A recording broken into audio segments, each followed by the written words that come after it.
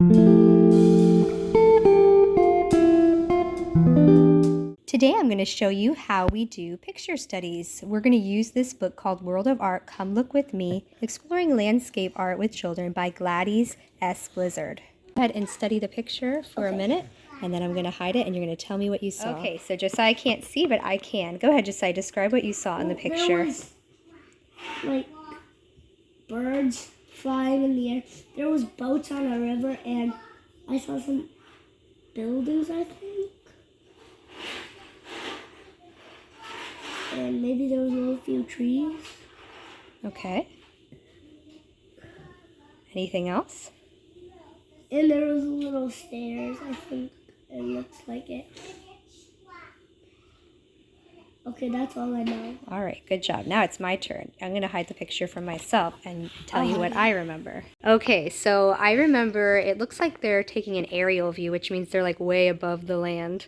Maybe taking the picture from a high point, like an airplane or something. And it looks like the ground has plots, maybe like farmland. So it's like divided up into plots. And I saw like a big canal or river. It looks man-made. And I saw like almost like a little man-made island area where it had a building with a steeple. So I think it may have been some type of old church. Definitely the big flock of geese. It does make me think that they were way up in the air because like you can see them more close up than the ground.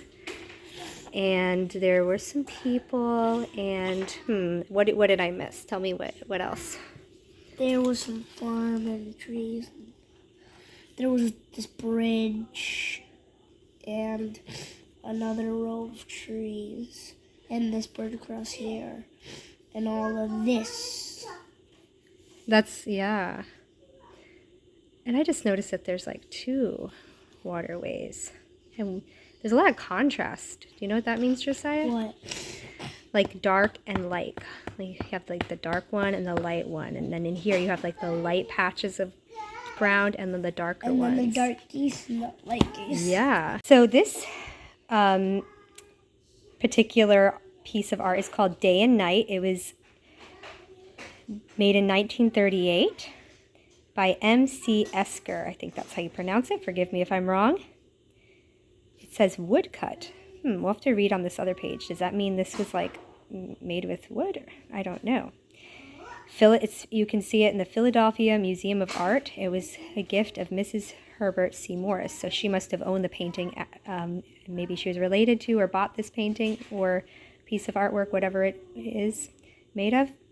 And then she donated it to the museum, I guess. Yeah, but my question is, okay, who painted it? So that's M.C. Esker, and we'll have to look up how to pronounce that. I'm guessing it's Esker. Can you say that, M.C. Esker? It's probably Oscar. Well, I see Esker. We'll look it up after the video. Probably should have done that before the video, but it's okay. And then this book is neat because it has questions. Do you want to answer these questions now or later, Josiah? Later. Okay, and then this has a little history. It says, when M.C. Esker became interested in art at an early age, his parents gave him his own workspace in their house. He soon learned the art of printmaking, a technique that would make the most of his creative talents. There are a number of different methods of printmaking of these. Esker specialized in wood block prints such as Day and Night. So Josiah, it's a wood block print. We'll have to look up that on YouTube and see how exactly that works, how they make that. Isn't that neat? Especially since Daddy's a carpenter and you like woodwork too. When he was satisfied with his composition, he would sand smooth a block of very hard pear wood, carve his design into the wood, roll it with ink, and press the design onto paper. Well, there you have it. Explains it a little bit. Though Esker was very skilled at detailed observation, he became most famous for the creations of his own imagination. His mirror images, complicated patterns, and logic-defined compositions were unlike the work of anyone else. In his symmetrical composition, Day and Night, Esker gradually changed the geometric shapes of the field into the birds flying above them.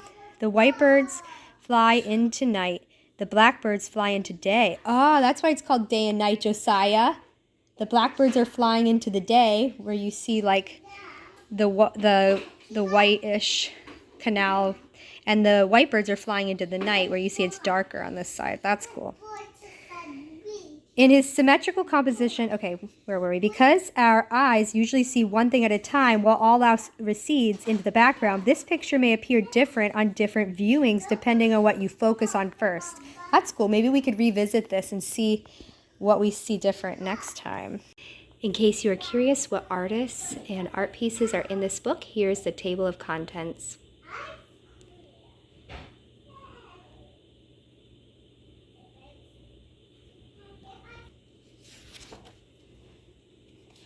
We'll do a quick flip through.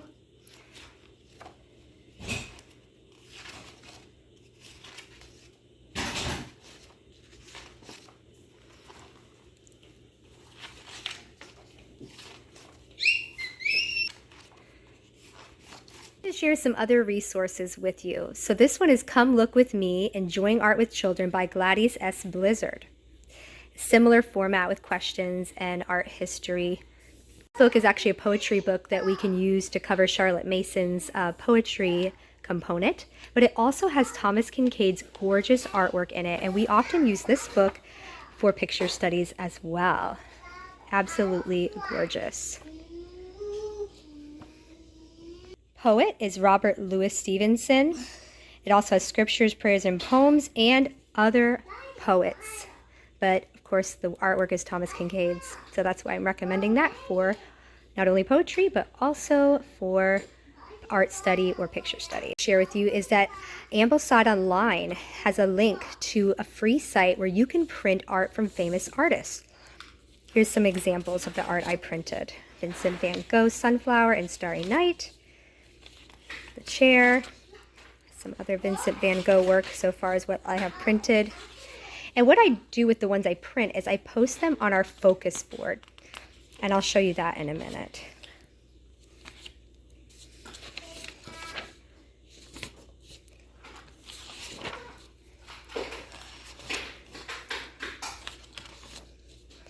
Of course, some of the art was not appropriate for children. Another book that I ordered and was disappointed that wasn't appropriate for children was the Usborne Book of Art. It may have been an older one, but it was off eBay, and I got rid of it promptly because it was not appropriate. We also have one art piece per month that we put on our focus board. In fact, everything on our focus board is changed out monthly usually. And so for this month, our artist is Leonardo da Vinci, and the artwork is the Mona Lisa, of course. And so you could initially that month start with this as being your picture study and then just pin it up, and then each day or a couple times a week have them say who the artist is and the name of the painting. And then once a week you could just pick a fun art piece like we just showed you and do a picture study, or as often as you feel like doing that. I think it increases comprehension, it increases their speaking skills, it helps them to pay attention to detail and look carefully at artwork. And it's kind of like a narration in a sense. My recommendation is that if you try art study several times and you just keep finding yourself not really getting to it, or your child not really getting into it, or you not really getting into it, just try it again in another semester or another year, and it might just click and be something you begin to really love. Because that's kind of how it went for us. In kindergarten, it just felt like something extra.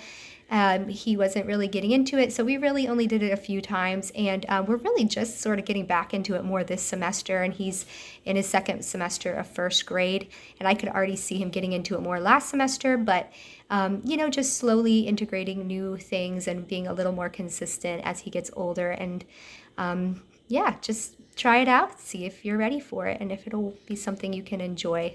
I hope this video helped you draw the conclusion that doing Charlotte Mason's component called picture or art study is really quite simple. Looking at a picture for a minute, then pulling it away, having the child describe it, and then you could, I think it's really fun to have you to also do that and have them tell you what you may have missed in a fun way, just observing more details. And then hanging up a feature piece of art, or you could hang up all your art in like a separate wall and just like keep adding to your art wall each month, having a new artist and a new art piece. And then making a point to just at least every time you do have a new feature artist, learning a little bit about that artist and some of their most famous works.